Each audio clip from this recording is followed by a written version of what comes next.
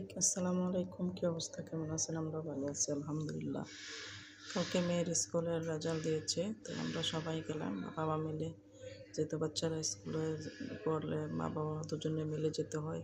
অনেক সময় বাবা যেতে হয়, অনেক সময় মা যেতে সময় থাকলে, কিন্তু আমরা দুজনের সময় ছিল, আমরা দুজনেই গেলাম।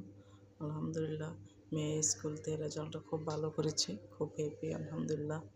কিন্তু এখন ফাইনাল রেজাল্ট দেয় নাই, ফাইনাল এক্সাম এখনও হয় নাই। এটা অন্য একটা রেজাল্ট স্কুলে পরীক্ষা। তারপরও আলহামদুলিল্লাহ ভালো করেছে। সবাই দোয়া করবেন আমার মেয়ের জন্য, ও যেন ভবিষ্যতে আরও ভালো করতে পারে। আলহামদুলিল্লাহ রেজাল্টটা খুব ভালো করেছে, তাই আমরা রাত্রে গেলাম। ওখানে রাত্রে রেজাল্ট দিয়েছে 5:30। তো রেজাল্টটা কিন্তু ভালো হয়েছে।